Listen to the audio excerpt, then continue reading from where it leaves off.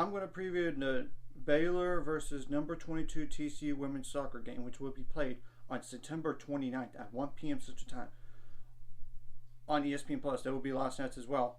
Baylor 6-4-2 on the season, 1-2-1 in the Big 12, but both those losses were 1 goal apiece. And the most recent result was a tie with number 16 Colorado. They were down 1-0 at halftime. And they hung with them even in the first half. Of course, the second half, they hung with them too. They did force an own goal by Colorado. It was like a cross coming into the box.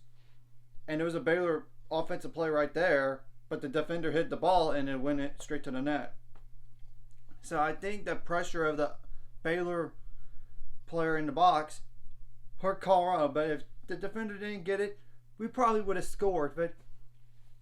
And they had to hold them off in literally the last 10 seconds of the game. They had Colorado had a corner kick. But they came up with the stop. And yes, I know Colorado did pressure at the very end.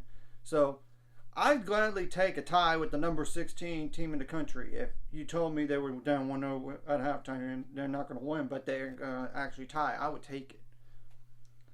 Now, TCU is 8-2-1 in the season, 3-0-1 in the Big 12. They literally tied the first game in the Big 12 with Texas Tech 0-0, but they have won every game since, including that non-conference game against Cal Poly. They beat BYU 4-1. They beat Arizona 1-0. And Houston 3-1 at Houston. But let's be clear, Houston's one of the worst teams in the Big 12. Sorry, it's just the truth. Now, in terms of RPI, TCU is number 18 right as of right now. And this is games played up to yesterday on this, while Baylor actually improved to 40. Yeah, they went up some spots, but obviously a win against Colorado instead, it would help even further. So this is a good opportunity to get a good quality win in all this. So what are some players to keep an eye on at TCU? And I will say, Baylor does have 2 players from TCU. So they are probably extra motivated for this game in Tyler Isrig and Azul Alvarez. So I'm just making the fact. So they literally haven't won the last 2 meetings against TCU. They haven't. In 2022 and 2023. But literally the last one was 2021. And even 2020 was a tie at 0-0. So just to give some history there. And you could tell what formation they're going to most likely use. And I'll put the outlook on TCU in the description below, so y'all could see it as well as the roster, because I'm not going to mention every single player. And they have flip-flopped on who starts at goalie. They have done that this year. I think part of it is depending on the opponent. I would think so, but I'm not positive which one they're going to start. I have no clue, but I'm going to go right ahead and mention both of them off the top. Megan Plashko, number 32, 5'10" goalie, that's a senior. 6 goals allowed and 19 saves. Olivia Geller, 1 goal, number 1, 5'9" goalie, that's a freshman. 3 goals allowed and 6 saves. So I'm just going to really go over like multiple goal scorers and multiple assist players on here. 7 Castaigne, number 7, 5'4" forward, as a junior, 5 goals on 36 shots attempted and 2 assists. Olivia Pena, number 8, 5'1" midfielder as a senior, 2 goals on 17 shots attempted and 3 assists. Belladorio, number 11, 5'7" defender as a sophomore, 4 goals and 23 shots attempted and 1 assist. Morgan Brown, number 19, 5'9" defender as a freshman, 2 goals on 8 shots attempted and 1 assist. Sarah Brocius, number 25, 5'4" midfielder as a senior, 8 shots attempted and 2 assists. Lauren Memley, number 33, 5'10" forward as a senior, 2 goals on 27 shots attempted and 1 assist. Okay, so that's that page. See anybody else? Yeah, there's obviously a few more that I need to go over. Specifically, this next one. Caroline Kelly has not started this year, but she's been an impact off the bench when you look at her stats. Number 14, 5'9" forward as a senior, 6 goals on 31 shots attempted and 2 assists. Yeah, that's an impact player off the bench. And the last one I'm going to mention is Abigail Cox, number 29, 5'2" midfielder as a freshman, 8 shots attempted and 2 assists. In essence, this is a revenge game for Baylor, to say the least. The only goal that TCU scored a year ago was a PK. After that, it would have been a tie. I'm just telling the truth. And this is the best team that we have had in a little under Michelle Leonard. So, and that last game was the best result they had against a ranked opponent in her tenure. And you can't deny that. You can't. It's at Colorado, a number 16 team in the country, and you tied with them. Now, obviously, what you did wrong last game, correct it for this game. And what you did right last game, continue that in this game.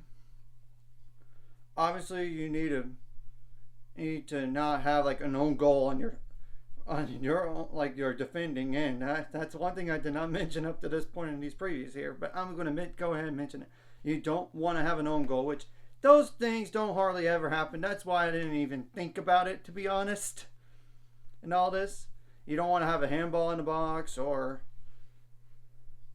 a foul in the box, because that would mean a PK. And honestly, if they do it, all those things like I said, I would gladly take it, and you got to take advantage of it.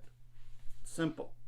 And you don't want to foul near the box either, like whether it's shooting range or it's down like the line, and you could try to send it. It's not like a corner kick, but it's not like near the box to shoot really, because it's too much on a side angle. You could send it like a cross in.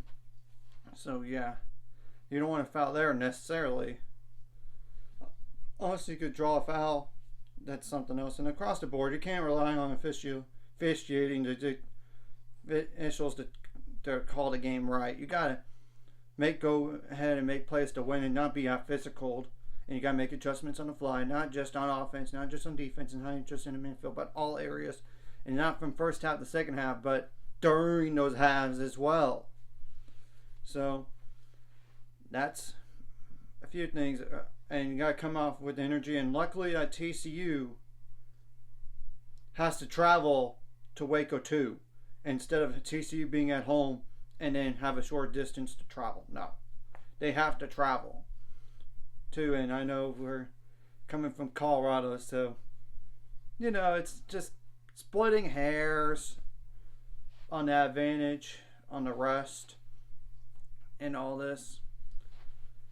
Now, I would dare to say, don't turn the ball over on your own end so much, and please be on your scoring end as much as possible. And of course, you want to limit that as a defense. Don't turn the ball over and even in the midfield, because that gives them a shorter time to potentially shoot on you. And try to, of course, get some shots up, like more shots than the opponent if you can. But as long as you get saves, that's different. But still, you don't want to allow so many shots. Let's get more corner kicks than TCU in this game if possible, and limit those corner kicks for TCU. And when you get to those set pieces, you need to execute and try to score off of them if you can. That is, like, if it's applicable, because if it's like a free kick in your own end, you're not going to score from there. But if it's in your scoring end, that's a different story. Like, whether it's like down the sideline or near the box or a corner kick, yeah, you gotta be solid defending on those corner kicks. And that's kind of what we did last game against Colorado at the very end of the game. And I'm glad that we did, because that could have been a painful loss if that would have happened. But it didn't. So, obviously, you need to clear the ball out as soon as possible and on defense as soon as possible in the game. Take away the best players for TCU. I mean, you got to win those because the truth is, you don't want them to beat you. Let's make it difficult on them as possible. Of course, you don't like to have like a red card in a game. That means you're down a player for the rest of the game. Or 2 yellow cards on one player. You don't want to have that either. Obviously, you need to keep in mind how many yellow cards you have on the season. So, because the Big 12 has a rule on so many yellow cards, you're going to be suspended for the next. You're not going to be able to play in the next game. And all this. So, and obviously, if you draw a yellow card on your opponent, that's their deal. I mean, you gotta have good passing too, and try to get like some good quality shots. And I don't want to just pass the ball around just to pass the ball around and then you don't get any shots up. Oh no. So, and you should be extra motivated for this game, because truth is, last year if TCU didn't have that PK, we would have tied with TCU a year ago. And you got to come out with a sense of urgency. I don't know how much of a tie would really help in this type of game here. I am not sure at all, but I definitely know for the Big 12 Big 12 standings, a win is more helpful than a tie. And I also know a win is more helpful for your NCAA tournament resume. This is absolutely a game you can't steal. It is at home against a ranked opponent. And you're coming off of a great result against Colorado. Of course, a win is better, but come on. That's the number 16 team in the country and you're on the road. You have absolutely no pressure on you in this game. The pressure's on TCU. And of course, you want TCU to mess up on the passing as much as possible. And you got to be more mentally tougher than the opponent, because both of y'all are coming off of a game on Thursday. So the physical aspect is different. It's more like the mental. Like, oh man, we're going to play again? At least it's not like it used to be with Friday then Sunday. Not anymore. And there are no overtimes in the regular season. That's a good thing, because it is safer for the players. In all honesty, it is. And let's go out there, play our hair on fire, because literally you have nothing to lose in this game. The only thing you could lose is another loss in conference play. But obviously a tie would give you more points, because you already got 4 really. A win is worth 3 points in the Big 12, and a tie is worth 1. So you could potentially up to 5. But I don't know how they're going to do it, because Iowa State did not play one of their conference games because it got weather disrupted them and not play another game, play the rest of the game. So you need to find a way to win this game if you can. This would really help your NCAA tournament resume here, and you have been battle tested through the non-conference slate that you had against those ranked opponents, and even SMU, and as well as Oklahoma State and Colorado. You have been battle tested. You're absolutely ready for this opportunity to win a game against a ranked opponent. So, anyways, if you like this content, hit the like and subscribe button. See you guys later on the road to 7 subscribers. Of course, ultimate goal is 1,000 more. So many money. Of course, like a video, comment video, really helps the YouTube algorithm so more people see it. Sharing the video does help as well, so more people can watch. And if you're watching and not subscribe, hit subscribe buttons for the notification bell as well. And obviously, you need to have players step up offensively as much as possible and try to cause the defense some issues. like win those 50-50 balls, whether it's in the air or on the ground. I mean, that's the truth. The offsides, we had a lot of them last game. Hopefully we cut that down, but at least it's not like a foul or anything. It's just got to be smart about when to run and all that too. And play solid defense in this game. And let's go out there and let's get a win. And don't let them dictate the pace and show them who's boss. You're at home. Protect home field.